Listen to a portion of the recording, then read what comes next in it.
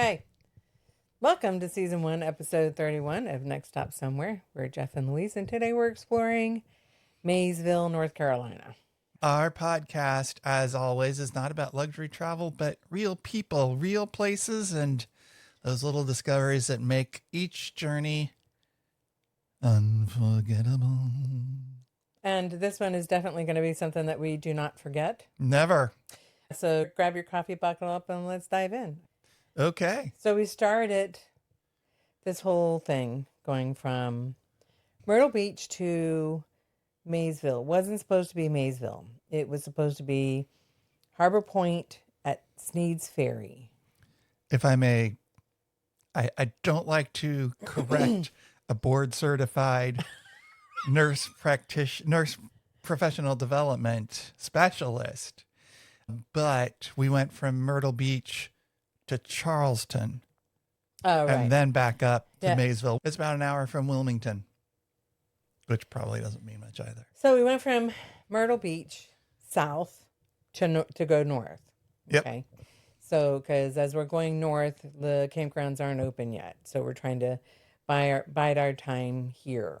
So we did a week at Sneads Ferry because it's close to the coast. Thought it would be great. So we left Charleston, went to Harbor Point, Sneads Ferry, which I think it was like a 5-hour drive. So we pull in, and your first response to Harbor Point, right? Harbor Point Campground, 1,000 trails. Was what? Let's go. No, when we pulled into the campground, you said, you're not going to like this because there was a bunch of rednecks sitting outside watching. Oh, yeah. Yeah. So we pull in, which the campsite, when you look on the website, it looks fine. However, the width of the gravel for the campsite was very, very narrow. Yes, the width of the gravel to actually support the enormous weight of the fifth wheel.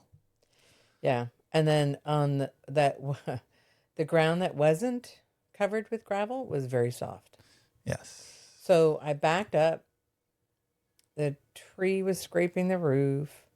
I managed to get it in there, whatever, but I couldn't get it in there perfectly because the gravel is only as wide as the tires were wide. You really would have had to back it up. You had like 6 inches to spare on either side.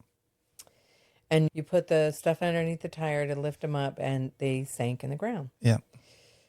So, of course, people are watching, backing up, trying to get around. We decided call to see if we can go to another campsite. We found one that we thought was well packed and went around to the other side, backed up into that, took a few tries, but backed up into that, did not get it in perfectly, and the ground got tore up again with these deep, massive ruts, which I think you'll have pictures showing at this point. And I was getting, I think this is the closest I got to just, fuck it all, we're going. And I was done getting out of the car and walking away because it was just incredibly frustrating. You were frustrated. And I think this is the first time we actually got into an argument since we went camping about backing up specific. On a Sunday in March. That it was going to rain. And that was the other problem was like we could leave it go and deal with it, but it was going to rain a lot. And my concern was that the weight of the RV and the softness of the ground would have had us sink in even more. Yeah.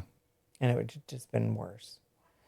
So we decided, we pulled out, we left, and it was raining now, and it's getting dark, and we went to the Walmart nearby and pulled in there, and we were trying to figure out, do we go to a hotel? Do we stay at Walmart? Do we go, because there's no rest stops around. I mean, it was raining, and we pulled in. It rained 2.5 inches that day.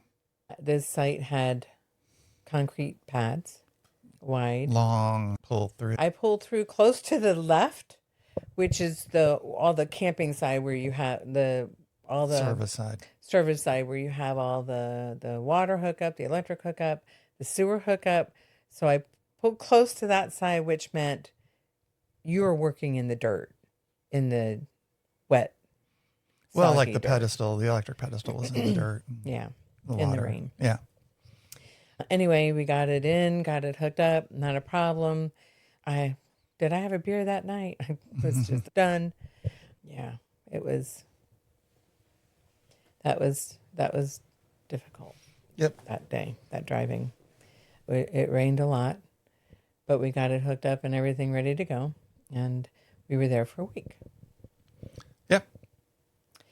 So that was Sunday. Monday, was that when the smell started coming? We woke up Monday night from this awful stench, like Monday night. So we pulled in Sunday.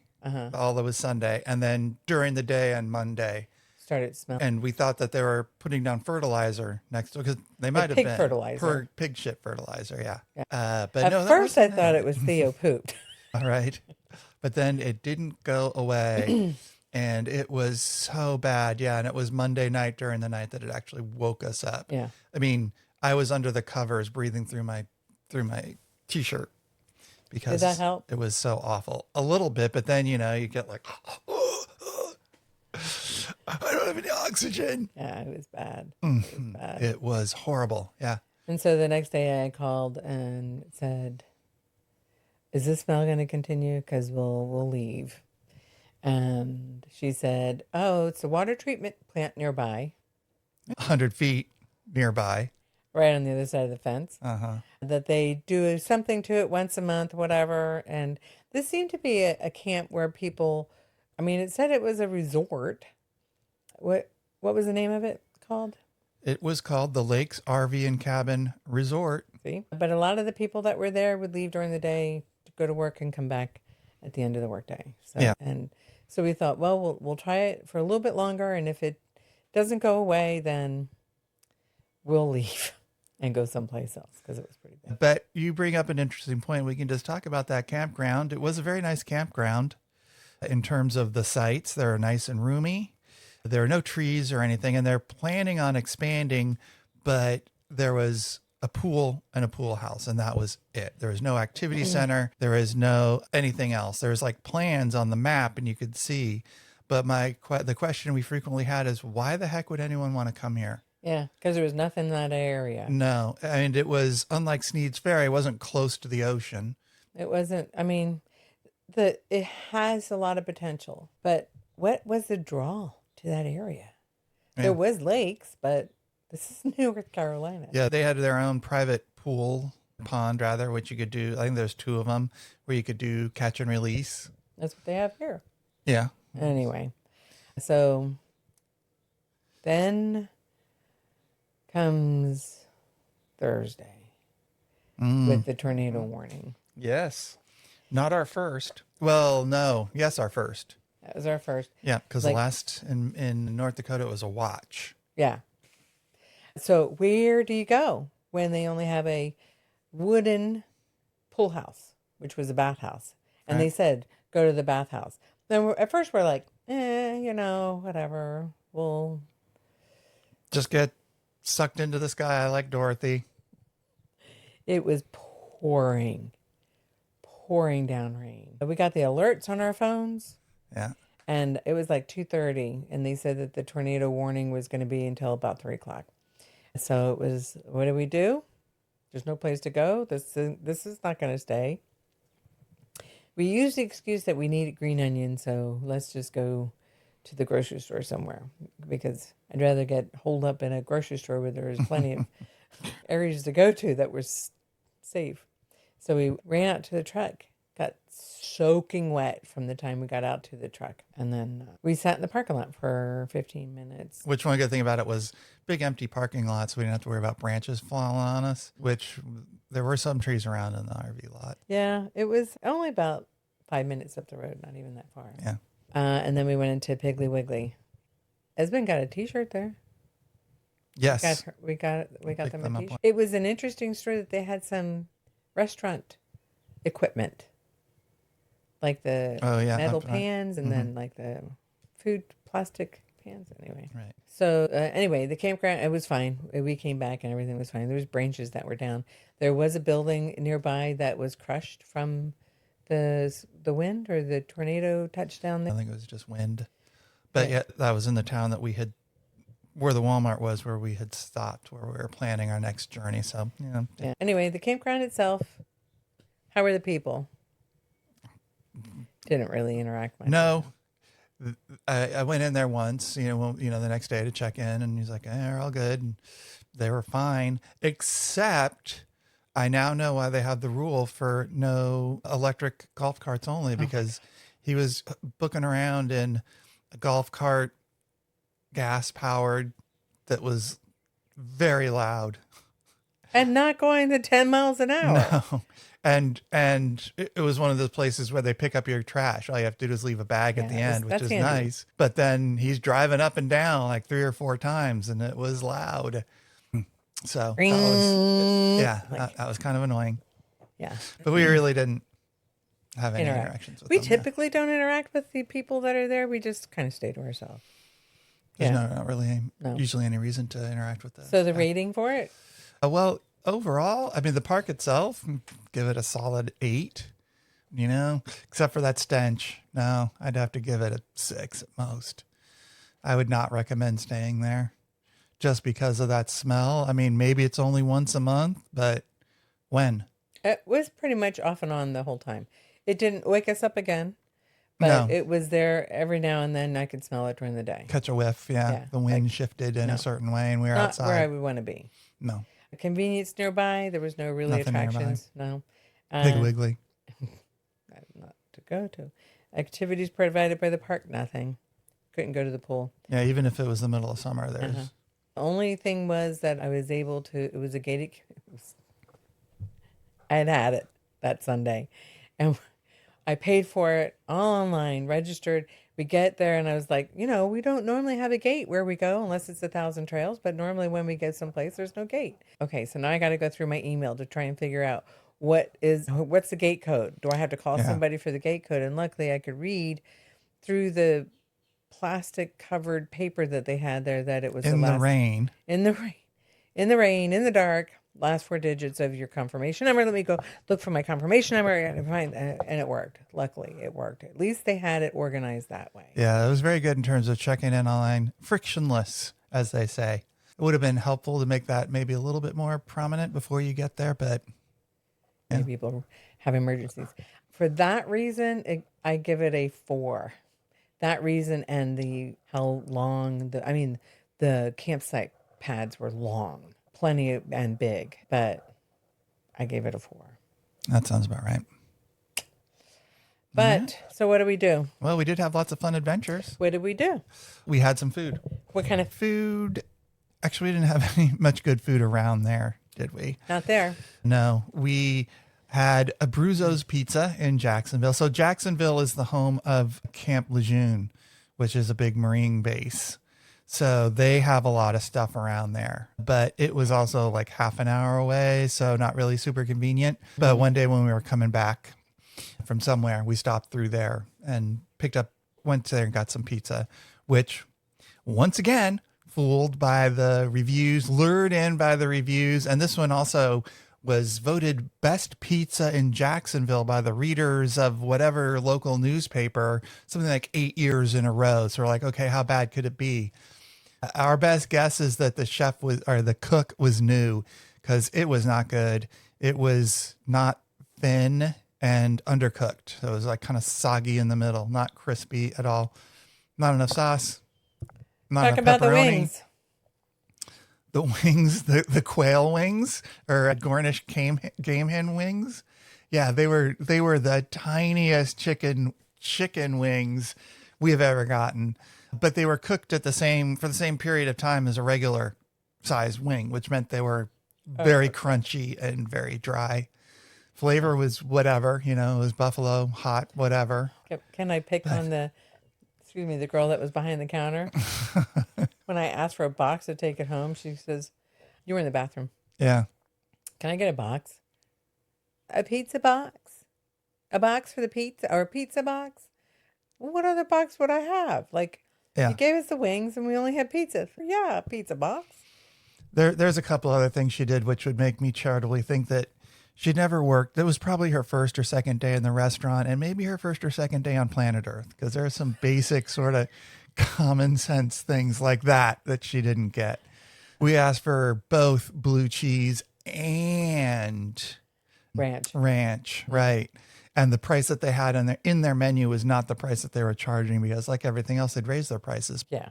So she says what the price was, and I was like, but the menu says. Anyway, whatever. Yeah. The whole experience there was not Not great. I'm not having high hopes for North Carolina, and we were planning on being in North Carolina for a month. Yeah. So I did not have a lot of high hopes for, this is going to be a long ass month. It's not an auspicious beginning. Yeah. One of the things that we started doing, I don't know if it was here or before, that we started taking turns finding breakfast places on Saturday morning to go to. And so this time it was my turn. And we went to the crepe place in Wilmington. Our crepes and more. And it was good. It was unique. Yeah. This decent crepe place. I got like the morning crepe, I think they called it. Which I had the same thing. They didn't have a big selection, but they did have, what they had was pretty good. And they had lunch too. And I was torn between the breakfast crepes and the lunch crepes. If I lived in that area in Wilmington, which we'll get back to, then, I mean, for sure we'd go back again. What other food did we have?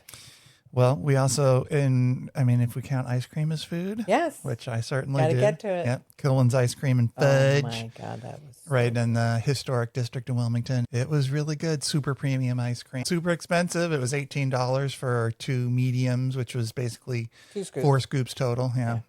It was so good. I got the salted caramel. Oh, with the raspberry sorbet. Yeah. So because there was 2 scoops, I was torn between the look, I love a sorbet. I don't like fruit and ice cream. It just doesn't belong there. Chunks. Yeah. So I got the raspberry. I asked for a raspberry sorbet and then the salted caramel, vanilla salted caramel ice cream. But can they put the scoops side by side instead of on top of one another? And it was funny because the high school kid or whatever who was dishing it out was very careful to get them side by side. Yeah, she took her job very seriously. Yeah, but it was delicious. And you got this chocolate salted caramel, right, which is basically salted caramel and chocolate ice cream. That was good. Really tasty. And the ironic thing was this ice cream led to another adventure that we had. Yes, it did, because we got our ice cream and we went out to sit down on a bench. They had like these park benches around downtown. It was in the middle of historic 2 one-way streets. Yeah, it's like in the Meridian. Mm-hmm. So we sat there and next to you started talking to the people next to us who were tourists from Illinois. Right, that's right. Because you're like, what part? And oh my gosh, and you lived there. Oh, oh my God. Do you remember? Yeah. But they were waiting for the carriage ride, carriage tour. And so we started talking about that. And so we ended up saying, what the hell? All right, let's do that. Now, I've always been opposed to these because I've always assumed it was like pretentious. No, not even a little bit, but mostly the animal abuse thing. You know, like you hear things about the carriage rides and this is not time for that. We're on the food. Okay, fine. But go on. Well, that's the last food. What other food was there? We didn't really do much food. What's that? Well, next on the list is yarn and fabric shops. Oh, okay. Well, we'll come. We can skip to that. Go ahead. No. Tell your damn story. I'll read while you tell your story. Oh, okay. Well, I seem to recall, maybe it was like when I was in high school or something, it's just stuck with me, but that, don't take a carriage ride in Central Park in New York City just because the horses, the animals are not very particularly well cared for, that kind of thing. So that was part of my hesitation.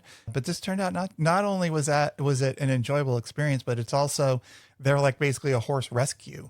So they take rescued horses in and then they get to, they're an intelligent breed, so they like working. These are draft horses. So they're built to pull. So they get to work like a couple of days a week, and then they, hang out back in the fields. They're cared for all their whole, 15, 25 years of life. When they can no longer pull, they hang out there. And then she even, like the driver, the woman took pains to talk about how much the trolley weighed and the carriage, and she said, I pull it out myself in the morning, and the horses can pull this much, and So it was nice to see the focus being on the animal She safety. also talked about how they rescued them and how these Yeah. two, they came about. The horses are usually sold off at auction Right. when they're no longer needed or wanted, or if they become a problem, and that they have these producers. Was it producers? I'm pretty sure they call them producers is what. But they will come dressed as Amish. Yeah. To try and get a lower bid on the horses. Yeah. So that they can take them and sell them, to ship them over to different countries that allow horses to be used for glue. Dog food. Yeah. Or glue. dog food. Yeah. Glue. Yeah. Or eaten in general. So they were able to rescue these horses, and it gives them a purpose. Yeah. And then when we were on the tour, it was nice because took us through the historic district, and she told little anecdotes about the different houses, pointed out different things, different architectural things. They had a couple of the Sears houses that were shipped out. It used to be in the 30s and all. You can order yourself a house from Sears. I used to live in a house that was. Did you? Yeah, that's right. You did. In West Virginia, they're called Sears and Roebuck houses. They're shipped them on a train, and you can still see the numbers that were on the beams. Like and a stuff, big piece of IKEA furniture. Yeah. Insert tab A into slot B. Yeah, but other historic facts and things like that. And it was nice. We talked about the plaques of the houses that you could tell how old the age of the house. Right. It was nice because it was leisurely. It was a great way to see the city. Wilmington isn't huge like Charleston. I would have loved to have done it in Charleston. Yeah. But a big town, and you get to see the area and listen to the tour. It's one thing to drive around and just look at houses, but if you don't know the history about who lives here or where it started or how old it was it's not as informative. Right. Well, also when we're driving around, you're focused on driving, especially in an old town like that where the roads are narrow, and so I don't hit anything. So you don't sideswipe anything or go up on any curbs or anything like that. Yeah, exactly. I always go up on curbs. Yeah. So horse-drawn tour in Wilmington. Yeah. Definitely thumbs up. Yeah, that was good. Okay, yarn stores and fabric stores. And she was very nice. And it was interesting because if you don't have cash, she does the Venmo, and they do it afterwards. But it was very nice. And you said a lot of people were taking pictures of the carriage and horses. Yeah. Yarn stores. Should we talk about the yarn store in Wilmington? Yarns of Wilmington? This yarn store was the biggest fucking lie I've ever seen anywhere. It was in Wilmington. We should give them that. That part was accurate. It says Yarns of Wilmington. Uh-huh. Mm. It had thread for needlepoint. As 90% of it was needlepoint and cross stitch. 95%. And it wasn't even great. Like, we went to the Barefoot Needle Arts in Myrtle Beach. And that was a great, that would consider me, I would start doing that again. If this place, not even that great. No. And the yarn that they had was yarn. And then they had this thread for the needlepoint. Yeah. Yarns of Wilmington? Yeah. What is your problem? Yeah. On purpose, I wouldn't buy anything just because. We had gone to Fran's Sewing Circle, which was okay. It had a decent, and then we went, it was in the same plaza, and then we went down there. Yeah. Good selection, a lot of apparel and fabric and stuff. Fran's, yeah. Yeah. You came out of there fairly positive. I think subsequent experiences made you go back and revise your initial enthusiasm. Yeah. So it was a decent selection. It was nothing super unique, but good selection, like you said. A lot of notions, a lot of patterns, some apparel, like you said. 7.5 stars. We had bought at the one in Spools in Charleston, I believe it was, and then at Mount Pleasant, outside of Charleston. I bought the needles travel, and it lists all the fiber, which is. It's like a travel directory. It lists by state and then geographic region all the yarn stores and fabric stores in the area. Well, each state, and then they do it alphabetically, the cities alphabetically. But you can, when you open it up, they have a picture of the state, and then they have dots where they have the stores that are located. Yeah. Typically we would Google yarn stores, quilt stores in the area. I didn't see this one there when I did this, but I did find it in the Needles travel book. And it's called Bernina World of Sewing. And it was a fantastic store. And honestly, I wouldn't have thought it to be a fabric store just based on that. I would have figured it's a place where they sell Berninas. Well, they that it do. was like a sewing and vac, which they did, yes, Yeah. but I wouldn't have assumed automatically that they also have fabric there. Yeah. It was, at first I thought, is this just like, because it was kind of like an industrial room, and then they had the metal shelves.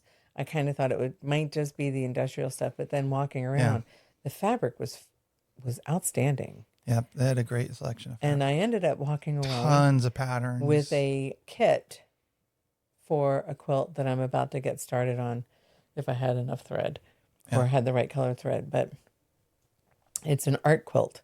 I put it away. And it's called Poetry of the Sea, and it's got quilting and a applique that's on it. So I can't wait to get started on Hmm. that. But had all of the fabric that went with it. It was, if I wasn't buying that, I would have bought a lot of other stuff. But this one was almost not quite 300 for the Yeah. for the Because kit, there's a whole kit, has all the fabric and all the everything. fabric. And they had a lot of kilts. Don't know about kilts, but they had a lot of kits. I guess you could make a quilt Yeah, fabric. That'd be kind of weird because it's not wool, but they had a lot. they did. It's good size, Good size, well great laid out. bathrooms. Did Great get to go to the bathroom. Always important. The two girls that were in there, I say girl, and they were young. I Yeah. mean, 20s ish. Very helpful, knowledgeable, and kind of made Fran's sewing circle go down several notches. Yeah. If I had known about this one, I probably wouldn't have gone to Fran's. Yeah. I mean, if you lived in the area, why would you ever go to France? Yeah. Now, if that place wasn't there, then sure. But Oh, well, that's about it for yarn and fabric. yarn and fabric. Museums? Really, the only museum we might have gone to was the Museum of the Bazaar, but this one just looked Lame. lame. Yeah, just based on what was in the website. I think the problem with that is the past couple of ones that you've gone to before, Uh-huh. they weren't very great. I can't think of where it was. It was, Well, there's Ripley's, which no, it was before that. We had gone to it. There was a couple of them that we had gone the to. weird one in the condominium Yeah. in the townhouse. I can't remember what town That that was. reeked of the freaking incense that almost choked Oh us my out. God, yeah. Yeah. Yeah, so we And the- didn't. We saw that though on the Riverwalk when we went down. What we did see was purple ambulances. Yeah. That was really weird. That was very I've weird. seen green. I think Dartmouth has green ambulances. Seen like the chartreuse, Yes. That We've seen kind. the red, of red course, and white. red and of white. course. But this was purple. Yeah, never seen a purple ambulance before. We went to Wilmington. We went to the historic district, and along the historic district, there's a river walk along the river there. They have not the Yorktown, the North Carolina, the battleship there that you can go and, tour and do that kind of thing.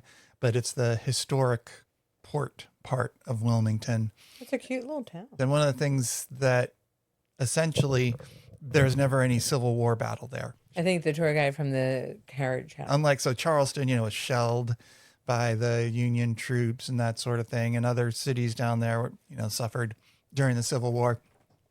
Wilmington did not. So the architecture was all still, pre-Civil War in some cases. The river walk right along the river and walk.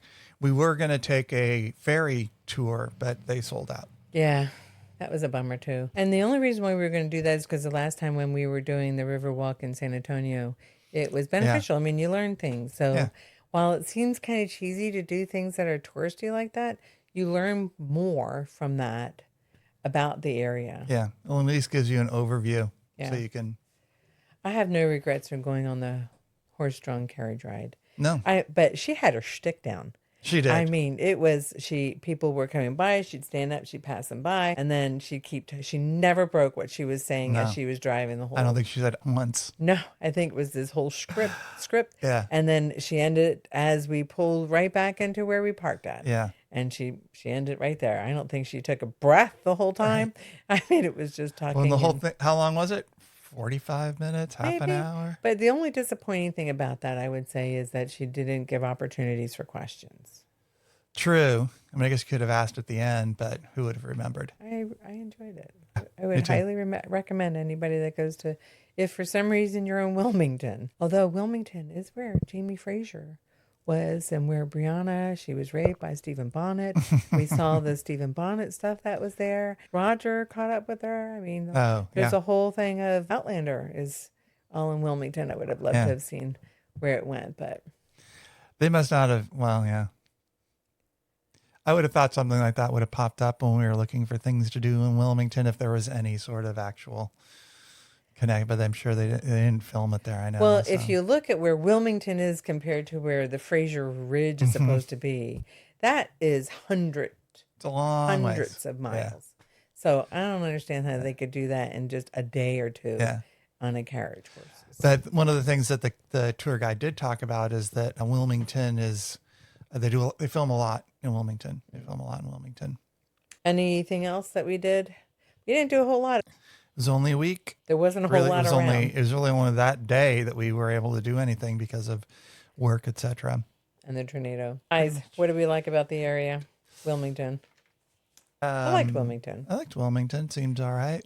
I mean, not as much as Charleston. Not as much as Charleston. Yeah. But, we went into the crepe place and it's like the first two couples we saw, they were LGBTQ. So it definitely seemed like it had, more supportive, diverse kind of population than what you might think of in terms of the South. So that was surprising. That would be my surprising thing, I guess. What I liked about it, I liked the town of Wilmington itself. It was quaint. Yeah, it was quaint. Bernina, World of Sewing. Yeah. I mean, I would go back to that again. I would drive down there to go back and get what I need. Okay. To do it. It's only an hour or something from here, right? No. Wilmington? Yeah, Wilmington was an hour from where we were previously. When we were in Maysville, it was an hour. Hour and a half. We're only 20 minutes. Okay. Oh, anything disappointing? The stench. The narrow campgrounds. Yeah. Whatever. Sneads Ferry. I wish I could say it was surprising or surprising was how bad the campground was. But what I'm finding with Thousand Trails is that they're all going to be this way because the campground at James Island was phenomenal, and maybe we were just severely disappointed. This one's 1,000 Trails where we're at now. This one isn't disappointing. Yeah, no, I agree. They're mostly mediocre. There haven't been any real winners. Not for 1,000 Trails. Yeah. Columbus, Texas. Columbus, Texas has been the best one for sure. Mount Hood. Mount Hood. Yeah. Anyway, that pretty much sums it up for Maysville. I think that sums up Maysville in a nutshell. Yeah. I mean, any reason to go there? No. I mean, if you're visiting someone at Camp Lejeune or something. Yeah, just Camp Lejeune. Now, had I seen Marines, that would have been different. It would have made the whole thing a little bit different. But I did not get to see one Marine. If you recall from our son being a Marine, they are not permitted to go about their business wearing their fatigues, etc. You can still see the high and tights if you saw them somewhere. Maybe you did and you just didn't notice it. Oh, I would have noticed. So that's it for today's stop on Next Stop Somewhere. We hope you enjoyed exploring Maysville. If you like this episode, be sure to subscribe wherever you listen to your podcast. And if you really liked it, leave us a review. It helps more everyday listeners find us. You can follow us on Instagram and subscribe to us on YouTube at next_stop_somewhere. Please do both of those things. Those again help us. We have hit milestones, over 500 downloads of our podcast. So thank you very much to those of you out there. And France is in the lead. France, yeah, we have international fans. Yep. France, Finland, Germany, Singapore, Malaysia. I think they're just harvesting it for AI training. Maybe. But who cares? But France is in the lead. Yep.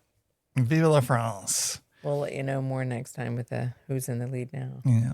And until that next time, we will still be Jeff and Louise. And still be in North Carolina. And we will still be in North Carolina. Exactly. So we'll see you at that next stop in North Carolina. Bye.